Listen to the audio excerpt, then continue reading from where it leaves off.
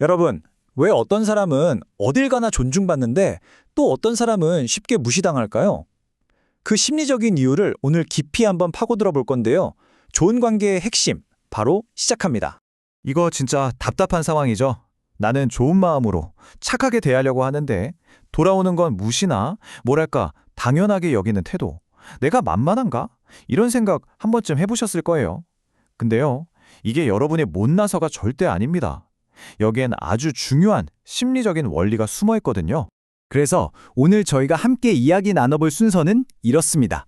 먼저 존중의 역설부터 시작해서요. 마음의 근육을 키우는 법, 그리고 내가 왜 자꾸 만만한 사람이 되는지, 그 다음엔 구체적인 성장 전략과 무례함에 대처하는 법까지 차근차근 따라오시면 됩니다. 자, 그럼 첫 번째 주제, 바로 존중의 역설입니다. 이게 참 아이러니한데요. 모두에게 존중받으려고 애를 쓰면 쓸수록 오히려 관계가 망가지는 지름길이 될 수 있다는 겁니다. 자, 이 표를 한번 보세요. 예를 들어 제가 좋은 선배 소리 듣고 싶어서 후배들한테 싫은 소리 한마디도 안 한다고 쳐봐요. 당장은 뭐 분위기 좋고 평화롭겠죠. 근데 진짜 중요한 문제는 덮어두게 되잖아요. 그럼 나중에 그게 빵 하고 더 크게 터져버리는 거예요. 결국 그렇게 원만해 보였던 관계가 제일 먼저 깨지는 그런 아이러니가 생기는 거죠. 그러니까 핵심은 바로 이거예요. 모든 사람한테 다 사랑받아야 돼. 이 생각에 딱 사로잡히는 순간 우리는 아무것도 못하게 됩니다. 왜냐? 꼭 필요하지만 누군가에겐 좀 불편할 수 있는 그런 말이나 행동, 아예 시도조차 안 하게 되니까요. 그게 바로 관계를 망치는 덫이라는 겁니다. 아니 그럼 어떡하라는 걸까요? 자, 이제부터 이 문제의 아주 핵심적인 해법, 바로 마음의 근육과 적절한 좌절에 대해서 이야기해 보겠습니다. 이 적절한 좌절이라는 말이 좀 생소하게 들릴 수도 있는데요. 말 그대로 우리 마음에도 근육이 있다는 거예요. 우리가 헬스장에서 운동할 때 근육이 살짝 찢어졌다가 회복하면서 더 커지고 단단해지잖아요. 우리 마음도 똑같습니다. 작은 실패, 작은 스트레스를 겪고 그걸 이겨내는 과정에서 훨씬 더 단단해지는 거죠. 마음 근육이 커지는 과정은 딱 이 4단계로 볼 수 있어요. 먼저 작은 실패를 한번 경험하고 좀 속상하네? 이런 좌절감을 잘 소화해내고, 그리고 결국 그 문제를 딱 극복해내는 거죠. 이런 경험이 차곡차곡 쌓이면 웬만한 일에는 쉽게 흔들리지 않는 그런 단단한 마음을 갖게 되는 겁니다. 여기서 진짜 재미있는 우리 뇌의 원리가 하나 있는데요. 여러분, A랑 B 중에 뭐가 더 회복 탄력성을 키울까요? 100점짜리 엄청 큰 행복 1번, 아니면 10점짜리 소소한 행복 10번? 정답은 B입니다. 우리 뇌는요, 경험의 강도보다 빈도를 훨씬 더 중요하게 기억해요. 그래서 큰 거 한 방보다 작은 성공, 작은 극복 경험을 여러 번 자주 쌓는 게 훨씬 더 중요하다는 겁니다. 근데 말이죠.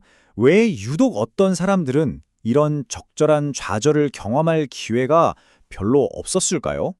그 원인을 한번 따라가 보면 종종 어린 시절에서 답을 찾을 수 있습니다. 요즘 부모님들 보면 자녀한테 정말 엄청나게 집중하시잖아요. 그래서 아이의 실패를 마치 자기 실패처럼 너무 아파하세요.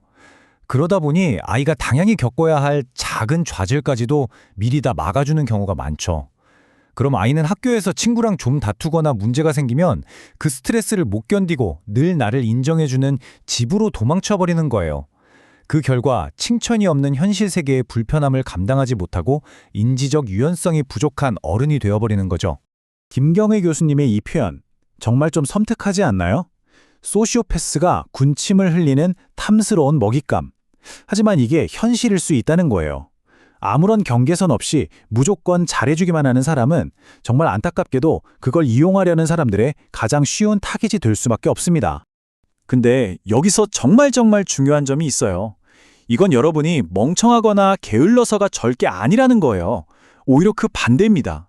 아주 유능하고 성실한 사람들이 이런 함정에 더 잘 빠져요. 왜냐? 빼앗을 게 많으니까. 단지 마음의 근육을 키울 경험이 조금 부족했을 뿐인 겁니다. 자, 그럼 이미 어른이 되어버린 우리는 대체 어떻게 해야 할까요? 뭐 타임머신을 타고 과거로 돌아갈 수는 없잖아요. 하지만 다행히도 지금부터라도 마음의 근육을 키울 수 있는 아주 효과적인 전략이 있습니다.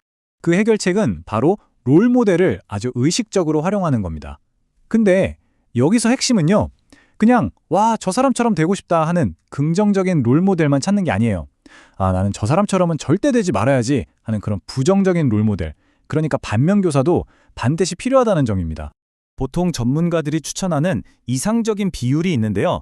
긍정적인 롤모델이 한 70%, 그리고 부정적인 롤모델이 30% 정도. 이렇게 7대3 비율을 유지하는 게 좋다고 해요. 저 사람의 저런 점은 꼭 배워야겠다 하는 것과 저 사람의 저 행동은 진짜 최악이다, 절대 따라하지 말아야지 하는 걸 함께 관찰하고 배우는 거죠. 이게 어떤 원리냐면요. 원래는 어릴 때 적절한 좌절을 겪으면서 자연스럽게 뇌에 생겼어야 할 회로가 있잖아요. 그걸 성인이 되어서는 의식적인 행동을 통해서 역으로 만들어가는 거예요. 좋은 행동을 따라하고 나쁜 행동을 피하는 걸 계속 반복하다 보면 내 행동이 거꾸로 내 뇌를 재훈련시키는 거죠. 그러니까 지금도 전혀 늦지 않았다는 이야기입니다. 자, 이제 마지막으로 우리가 일상생활에서 무례한 사람을 딱 마주쳤을 때 바로 써먹을 수 있는 아주 실용적인 대처법 하나 알려드릴게요. 이게 얼마 전에 제 친구가 실제로 겪었던 일인데요. 거래처에 갔는데 나이가 훨씬 어린 직원이 거의 반말에 가까운 아주 모멸적인 말을 하더래요. 근데 뭐 가불관계 이런 게 있다 보니까 제대로 받아치지도 못하고 속으로 상처만 잔뜩 받은 거죠. 근데 이 친구가 진짜 잘한 게 있어요. 그걸 혼자 끙끙 앓으면서 내가 뭘 잘못했나? 이렇게 파고든 게 아니라 그 일이 끝나자마자 바로 저를 포함한 친한 친구들한테 전화를 돌려서 있었던 일을 싹 다 털어놓은 거예요.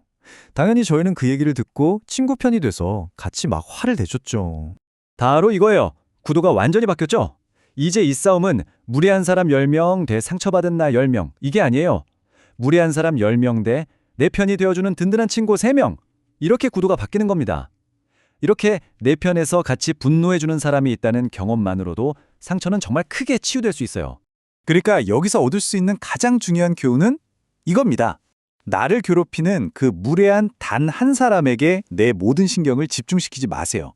대신에 시선을 돌려서 내 주변에 있는 나를 아끼고 지지하는 여러 사람들을 보는 겁니다.